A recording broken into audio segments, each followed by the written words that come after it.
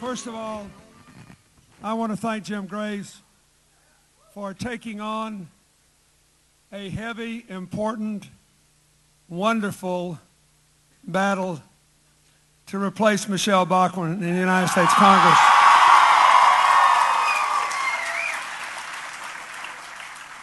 He's a successful, self-made businessman. He's got a great family. He's a good progressive. He understands real economics, that we're all in this together works a lot better than you're on your own. Building an economy where the middle class prospers and poor people have an honorable chance to work their way into it is a lot better than trickle down. That making decisions based on evidence is a lot better than making them based on extremist ideology. And making budgets on arithmetic is way better than making them on illusion. Look, folks, we're coming down to the end of this campaign, but there's still votes to be gotten, people to be persuaded. We need your help. The president needs your help. Today we went to Concord, New Hampshire, the capital of New Hampshire, and we had a rally this morning early of 15,000 people. I think it's the biggest rally they ever had there. And then I went up to Dover, New Hampshire. I left the president to speak at the Elks Club because 20 years and 9 months ago, I was a young candidate for president, and I told them there if they would stay with me, I would be with them till the last dog dies. They'd never heard that expression before. One of my Arkansas aphorisms. And I tried to be, and I didn't want to come to New Hampshire and go without going to see them. And then I went to North Carolina, where the Romney people thought they had it in the bag, and the last two polls show it dead even, and we're rolling, and we voted more in advance than they had.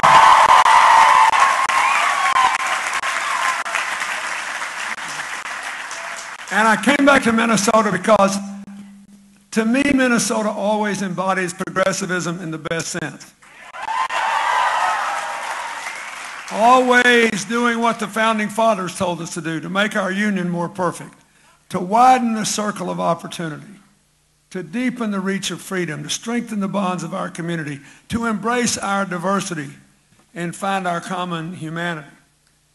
In the end, that's what this is all about. And I strongly support the president. Now, 4 years ago, I worked hard for him. I did 40 events. Hillary did 70 events. But I've heard Governor Romney say, oh, how disappointed he is. And, well, sure, we left him a mess, but he didn't clean it up fast enough, so throw him back out, put us back in, and let me do exactly what we've always done for the last 30 years that put us in the mess in the first place. I want to cut taxes for the wealthy, weaken regulations on the banks. We're the best capitalized banks in 20 years. It's poised to really take off for us now because banks are in the banking business again. And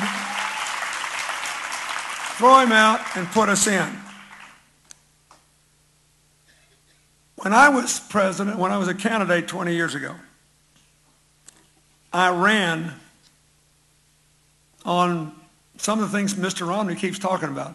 Incomes were flat, poverty was too high. The difference is I actually had a plan to do something about it.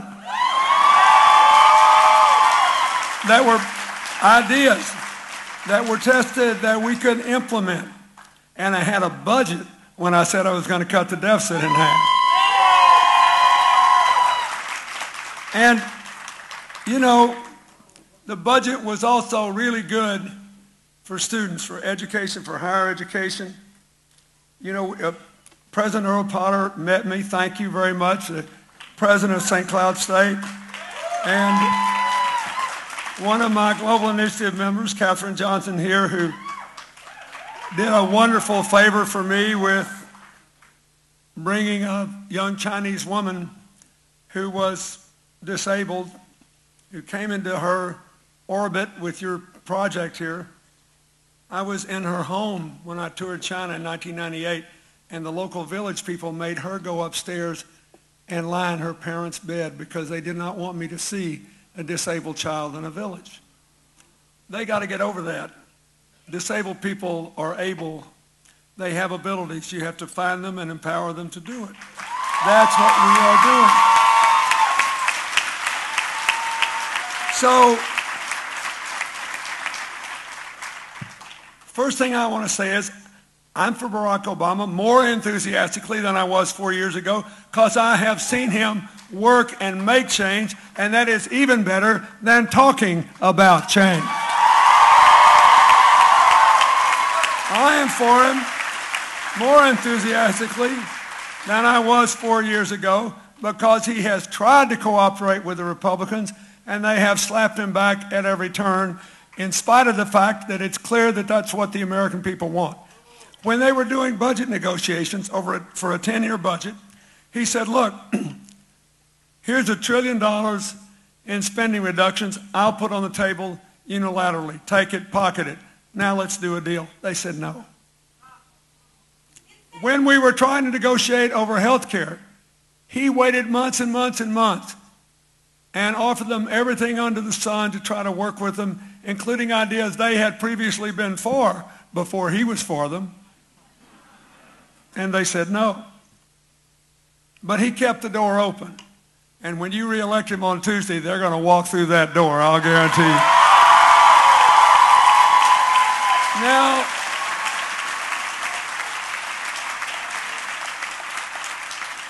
I'm for President Obama because he's been a good commander-in-chief. It's your first responsibility. He ended the war in Iraq. He's bringing the troops home from Afghanistan. He's been tough on terror, but vigorous in the pursuit of diplomacy. He knows you can't kill, jail, or occupy everybody who might be on the other side. You've got to build a world with more partners and fewer adversaries. And he's got a heck of a Secretary of State. But most important, he is utterly, completely committed to taking care of these young men and women when they come home from their military service and they need medical care or education or housing or access to employment. That matters too. I'll just give you one example. The Tea Party house that Jim Graves is trying to unclog put a little bill in. This is real difference between us and them, which said that in calculating GI Bill benefits, it's a big deal, you know, when people come home, they want to go back to college, that a state could decide whether or not a veteran was eligible for in-state tuition. So there's a story in the newspaper the other day about this young woman from North Carolina who gets married to another man in the service, and they're both deployed to Texas to train. Then they're both deployed into combat theaters. Then they come home, and she goes back to North Carolina, and he follows her because she wants to go to school on her GI Bill. And they decide that she's not eligible, which means she has to pay out-of-state tuition, which totally blows away the value of the GI Bill. That has happened to 250,000 veterans. If you send him to Congress, that kind of thing won't happen anymore. Now, I'll give you another example. So President Obama has been a good commander-in-chief. I also believe he has been a good decider-in-chief. That was George W. Bush's phrase. And we laughed about it, but think about it, it's right. President's the decider-in-chief. President Obama decided to sign the Lilly Ledbetter Fair Pay Act.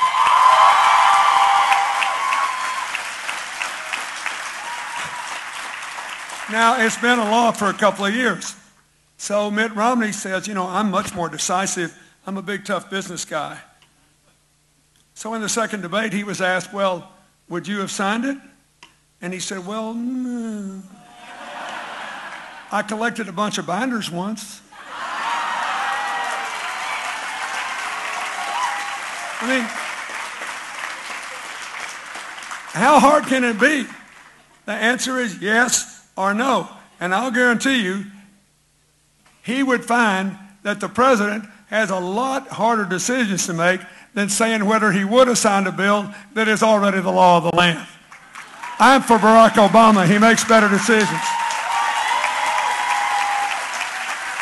And is the economy where we want it to be? No, but look where we were. I have said this 100 times. I'm going to say it again. No president could have fully repaired all the damage that was done by the financial crash in 4 years. It could not have been done. You know, I spend a lot of time studying the economy. I read that now the premier book perhaps ever written on financial crises by Professor Kenneth Rogoff and Carmen Reinhart of Harvard. Rogoff won a Nobel Prize in economics, and I believe he's a moderate Republican. And he wrote this amazing book with Carmen Reinhart, and they said they traced all these financial crises since World War II all over the world. And then they referenced some elsewhere. And I read it. I read the chapters on America twice, and I picked up the phone and called him, and I said, Professor, is there any way we could have done anything to recover all the economic ground that was lost in the last 4 years? He said, oh, you got to be kidding. He said, no way, no how. Now, the whole election is riding on this. If 100% of the voters believe that, Barack Obama would win this election by 10%, a bigger margin than he did 4 years ago. He said, there's just no way. He said, look at what America's doing. We're outperforming Europe. We're doing better than the competition. I'll tell you something else. We're doing better than we were doing in the previous administration before the meltdown. You remember 2007, 2008, when then Senator Obama was running for president, along with then Senator Clinton and Senator Biden and a lot of other senators and Americans going all over the country talking about what we could do to get a bad economy going. There were no new jobs, incomes were flat, poverty was up. The day before the crash, median family income was lower than it was the day I left office, after you adjust for inflation. So then the crash happened. Obama becomes president. He stops the slide into depression. He does give financial aid to the financial institutions, but they have paid it back, plus interest. You made a profit on it, and we saved the financial system. And, as I said, he required the banks to keep adequate capital so we don't have another meltdown. He said, if this happens to you again, your shareholders and management have to pay. You won't be bailed out. Here's the bankruptcy procedure. And then he set about giving this stimulus that the Republicans love to deride. 36% of it went to tax cuts for middle-class people. They got $3,600, including the 47% Governor Romney thinks are leeches. They got $3,600 to keep body and soul together. About a third of it went to state and local government, so we didn't have to lay off the teachers and firefighters and police officers and the nurses, and it worked. The rest of it went into tax cuts for small business, 18 of them, into promoting American exports. They're up 41%, the highest percent of GDP they've ever been. So when Governor Romney says, hey, I want to cut taxes for small business and increase exports, you say, you're a little late, Governor. President Obama's been on that for 4 years, and we're doing quite well. Thank you very much. And he invested in new clean energy technology and bringing manufacturing jobs back to America. And another decision, he decided we could not let the American automobile industry go down. So he put through not a bailout, a restructuring. Labor made concessions, management made concessions, and the government made loans to GM and Chrysler, which they have paid back. And we put some investment in. Now, here's the interesting thing. I was down in North Carolina today. You know, a lot of the Germans and Japanese auto companies have manufacturing facilities in the American South. And I reminded them that every one of those German and Japanese companies who didn't get a penny for the bailout supported it. Why? Because they knew we're all in this together. They knew if GM wasn't buying parts, every parts manufacturer in the country could shut down, and they would be toast too. So what happened? We have 250,000 more jobs. In car making, 250,000 more. And the president got another agreement between labor management and the environmental groups to double car mileage over the next few years, which will cut your gas bill in half, add 150,000 new jobs to the economy, and reduce climate change.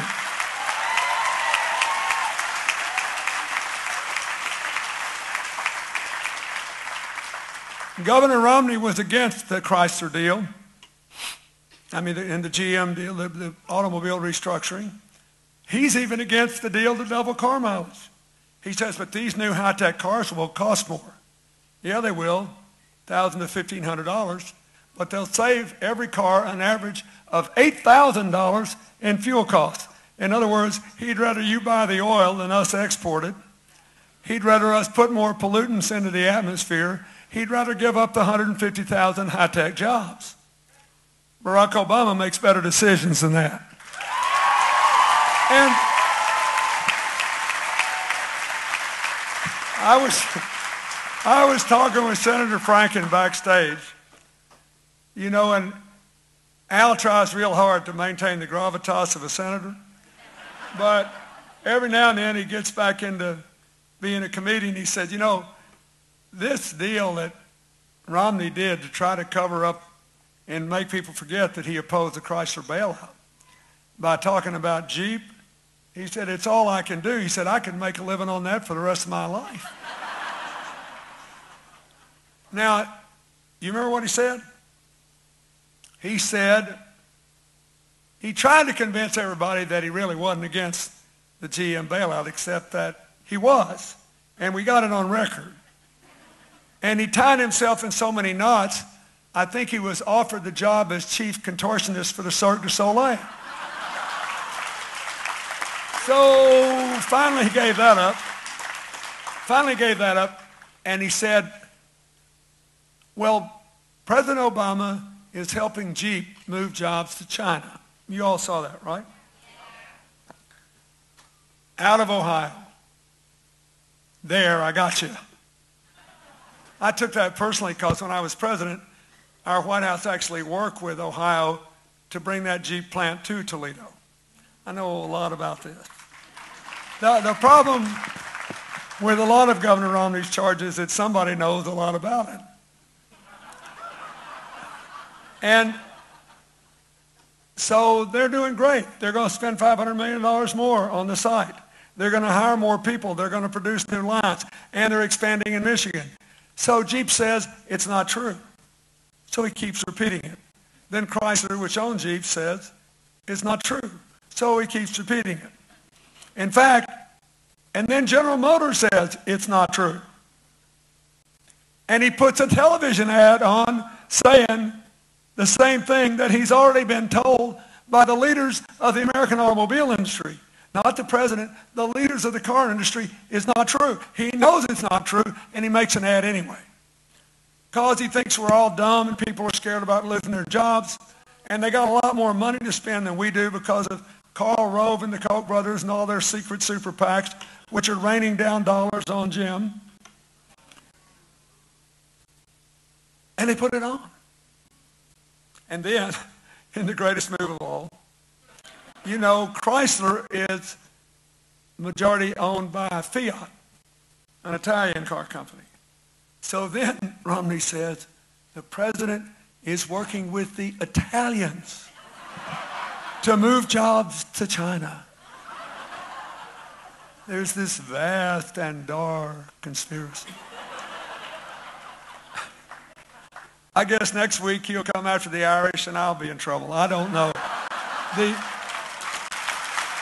This is the silliest thing. Look, here's the real deal. Jeep is doing so well in America, they have enough money to reopen a plant they once had in China. You ever seen a Jeep? They're heavy. You can't produce them in America and afford to ship them to China. You have to produce them in China for the Chinese market. There is nothing wrong with that. We should be proud of the fact that they have done so well in our country that they have enough money to do that instead of going through all this ridiculous talk.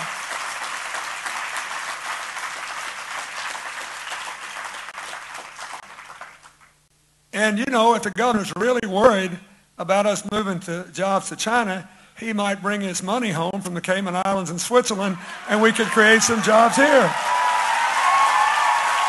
And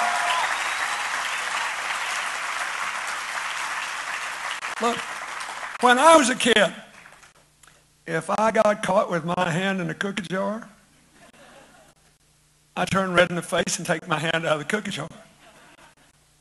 Governor Romney got caught with his hand in a cookie jar on this Jeep deal. So what did he do? He just grabbed for more cookies.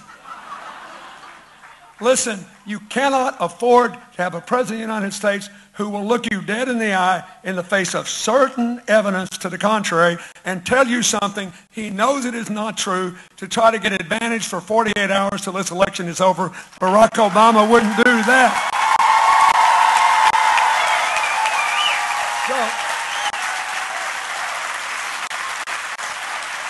Now,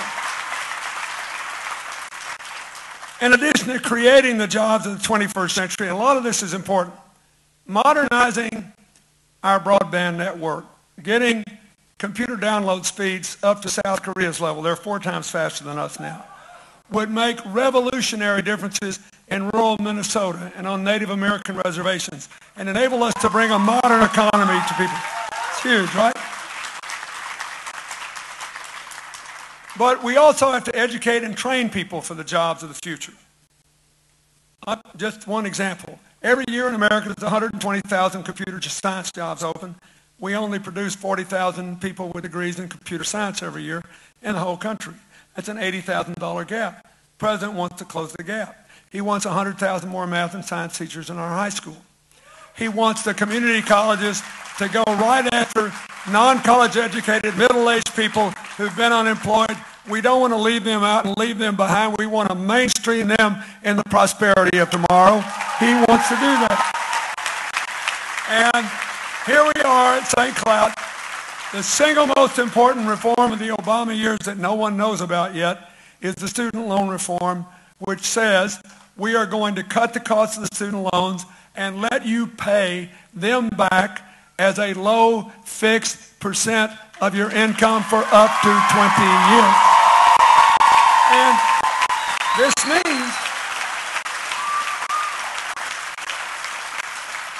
means that nobody will ever have to drop out of college again because they're scared they can't borrow more money and they can't pay it back. And every American should be for this. And if every college student and every college student family knew it, this election would be over already. But everybody should be for this. Why? Because we still rank near the top of all nations in the percentage of our young people going to school. But in the last decade, because of the combination of rising college costs, declining economic prospects, and aid not keeping up with the cost, we dropped to 15th in the world in the percentage of our young adults with college degrees. We can't afford that. So President Obama said the old system's inefficient. That's where we take your money, pay banks fees to make the loans, and guarantee the loans. By having the government make the loans directly, St. Cloud, for example, would certify everybody that's eligible for a student loan. The government sends the money, the students get it, they set aside a loan reserve in case of failures. That system cost $60 billion less than the old system. And that money's being used to ensure that Pell Grants will be increased with inflation for a decade and that the tax credits middle-class families get to defer the tuition costs will still be there. Now, what is the Romney position? I couldn't make this up. The Romney position is, hey, we got to cut taxes across the board and give 60% of the benefits to the wealthiest Americans, so I'm sorry as I can be, but we just have to cut all these investments in broadband and research and development. We got to eliminate all this clean energy stuff. There are now 185,000 jobs in solar and wind in America, paying above the national average. We want to walk away from all that, give it to the Germans and the Chinese, because I got to give this tax cut. And then we're going to have to cut everything in education. And by the way, I want to repeal the student loan reform, give the money back to the banks, make the loans more expensive, make them harder to repay, and let America continue to decline in the rankings of college graduates. I say Barack Obama makes better decisions. I want him to be reelected. I want that loan reform to come through. And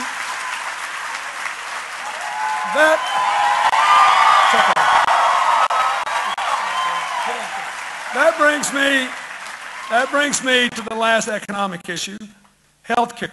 Yes, economic issue. When you hear Mitt Romney say he wants to repeal the health care law, don't forget one thing. We spend, as a nation, almost 18% of our income on health care. No other big rich country spends more than 11.8. That's France. The difference in 17.8 and 11.8 is $1 trillion a year. Week before last, there was a huge headline on the front page of USA Today explaining how one of the big reasons Americans didn't get a pay raise for the last 10 years is their employers who wanted to help them couldn't afford to because they spent the money that would have gone to pay raises on paying for health insurance. So what's happened since health reform passed? And your Senator, Al Franken, sponsored the bill to require the insurance companies to spend 80 to 85% of their premiums on health insurance. What's happened? They paid over $1 billion in refunds, first of all. Insurance companies all over the country have lowered their rates. We've got people frantically looking all over America now for new great ideas to raise the quality of health care and hold the cost down. And for the last 2 years, after going up at over 8% a year for the last decade, health care costs have gone up at 4% a year or less for 2 years. Listen to this. For the first time in 51 years. Thank you, Senator Franken. Now,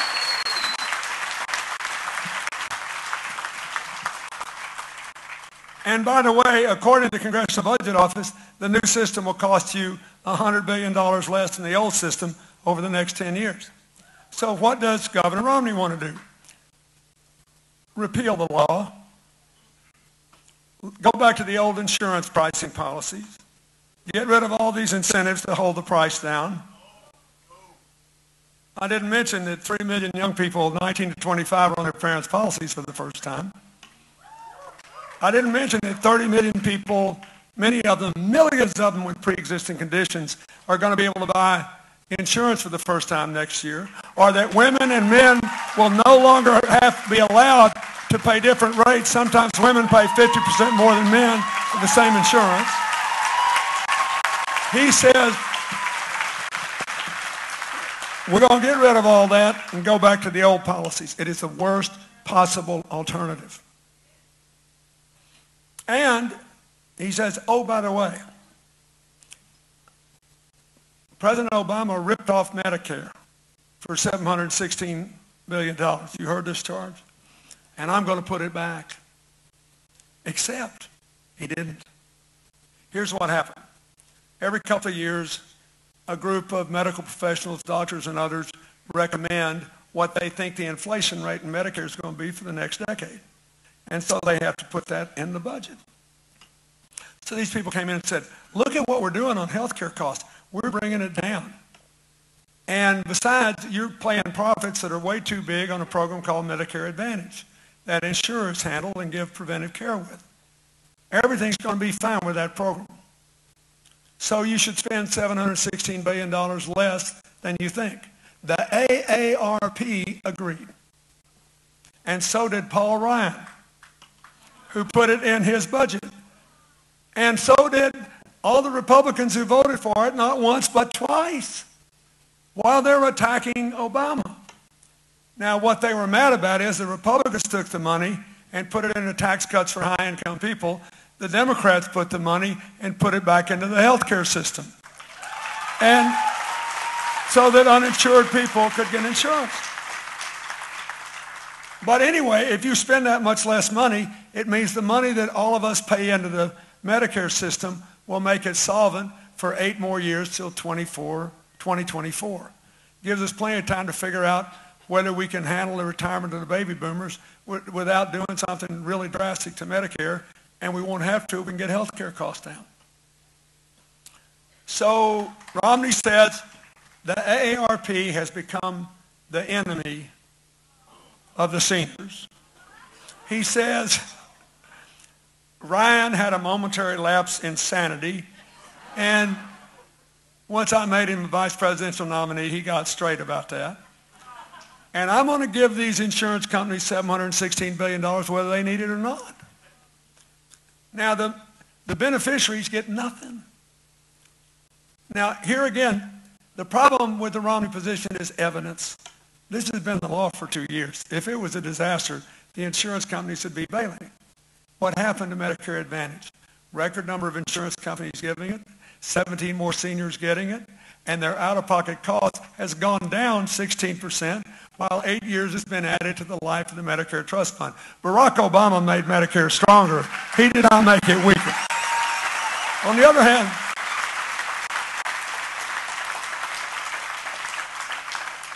I know we're having a good time. I don't want to end this on a downer, but I got to tell you just one thing. It's astonishing to see the difference in how Governor Romney and Mr. Ryan handle Medicare and Medicaid.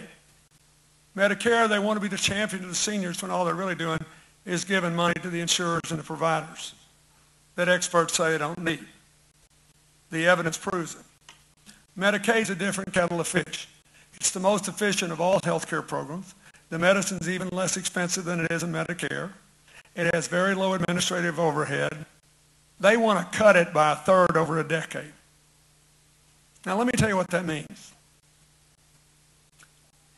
Medicare insures poor children, most of them in working families. If Governor Romney were to be elected the day after tomorrow and repeal health care and gut Medicaid, you would have huge numbers of working people struggling to get by on limited wages, who at least know their kids have decent health care, who would go to work all tied up in knot every day because their kids wouldn't have health care anymore. That's a constraint on our future growth. That's an economic issue and a moral issue, and to do that to give me another tax cut is wrong. Barack Obama knows it.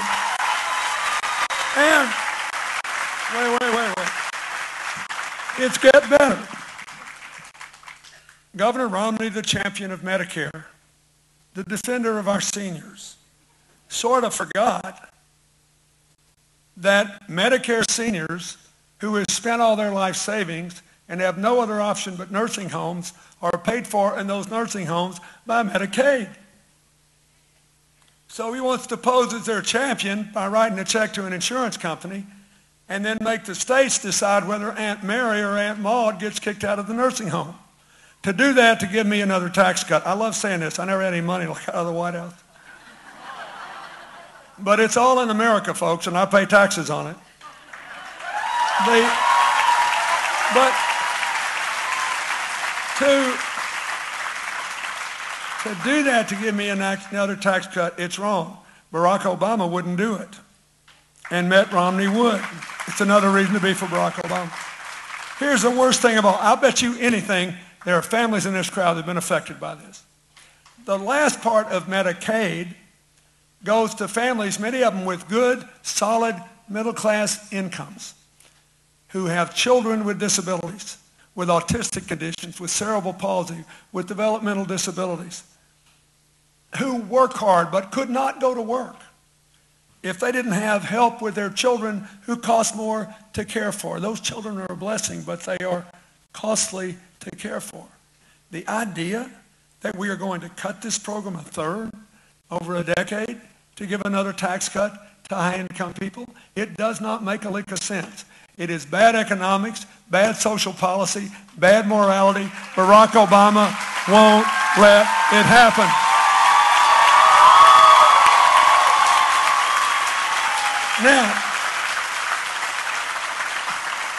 just one little thing before I go, because I want to spur you on to be very active the next 2 days.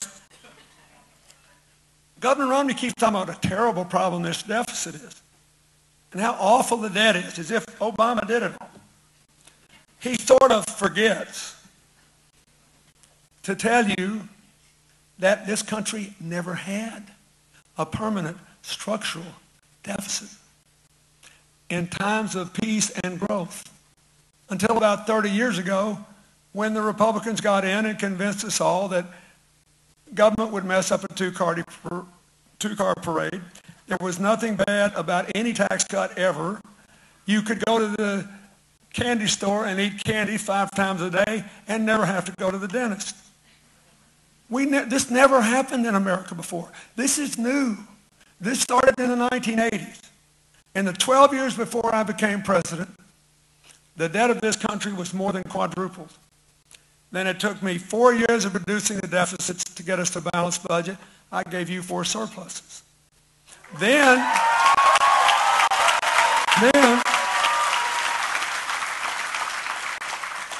I left office, and they did it all over again. They repealed the pay-as-you-go rule. They cut taxes for high-income people and fought 2 wars and gave a senior drug benefit on a credit card. And lo and behold, arithmetic won out, and they doubled the debt again. Then the crash occurred. They want to lay that on President Obama. There is nothing he could have done. When you have a crash, revenues drop because nobody's got any taxes to pay, and costs go up because more people draw unemployment, and we help to feed our neighbors' kids, which is a good thing, isn't it? I think so. And so Obama has given us a 10-year budget. He said, I do want to spend enough money to invest in new technologies, new jobs, and education and training. Otherwise, I'm going to keep a tight clamp on spending. And I'll cut spending over the projections, $2 for every $1 in revenues we pay. And I want the most fortunate Americans who got the lion's share of the economic growth, the lion's share of the tax cuts, to pay the taxes. It's nothing but fair. It's not class warfare. It's fair policymaking. And so that's all I want. We'll cut the debt $4 trillion. We'll keep interest rates low, and we'll still have enough money to invest in our future. That's the Obama plan. As I said, Romney says, oh, this debt is terrible. So first thing I want to do is cut taxes 20% across the board. Cost $5 trillion. Then I want to spend $2 trillion on defense spending the Pentagon doesn't want. $716 billion on Medicare providers the AARP says we don't need to spend. We'll give $60 billion in bank subsidies back to the banks. And so you say, well, Governor, you're about almost $8 billion in the hole here before you even start reducing the deficit. So how are you going to do this? In fairness, I'll be fairer to him than he is to President Obama. He identified $1 trillion worth of business deductions that will allow us to lower the corporate income tax rate to the international average. He's for that. I'm for that. You should be for that. It'll get more jobs here, but it's in President Obama's economic plan. So you say, okay, if you take 8 and subtract 1, you got 7 left. Where's the other 7? See me about that after the election. Now, if you hired me to fill in a hole in your backyard that was 6 feet deep, and I showed up early one morning with my shovel, and you say, well, there's a dirt pile and there's a shovel, and I said, well, wait a minute, I want to jump in the hole and dig it deeper first. You would unhire me, and you should unhire Mitt Romney to be the person who fills in the deficit hole. Crazy. Even if he could fill it in, I'm telling you, I've looked at the numbers, he can't do it. Even if he could, he still would not have reduced the debt 1 red cent. So you say, okay, well, let's just assume that we can pay for all your tax cuts with all these cuts you tell us you're going to make in health care and everything else. How are you going to reduce the debt? See me about that after the election. So can you believe it?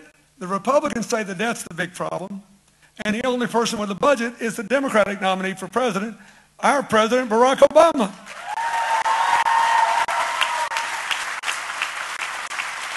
And just one last thing, I want you to go to sleep with a smile on your face. You remember when Governor Romney promised us 12 million jobs if he gets elected? Remember that?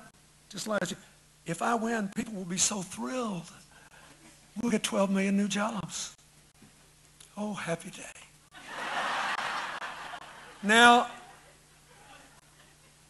it may just be a coincidence, or maybe he forgot. You know, President Obama's told us there's this huge public health epidemic sweeping America, this virus called Romnesia, being fueled by hundreds and hundreds of millions of dollars in this super PAC money, and we're all vulnerable to being infected by it. So maybe he just got a bad dose of Romnesia one day, but he sort of forgot to tell us that just days before he promised us the 12 million jobs, an independent business forecaster called Moody's Analytics said we get 12 million jobs if we don't mess up what President Obama's already done. So essentially, this campaign is, he didn't fix the mess we left him. Fire him, put us in so we can do what we did before. Don't ask me about the budget. See me about the election after all the details. You're going to get 12 million jobs because of the policies in the Obama years, and I want credit for them. I'd rather vote for the guy who made the right decision on the Lilly Ledbetter Act. I'd rather vote for the guy who made the right decision on the cards. I'd rather vote for the commander-in-chief that General Colin Powell endorsed for re-election. I'd rather vote for the president who got off the campaign trail to go work on Hurricane Sandy with Republicans and Democrats. And I'd rather vote for the president who's put himself on the line for your future. You should put yourself on the line for your future and re-elect Barack Obama. Thank you, and God bless you.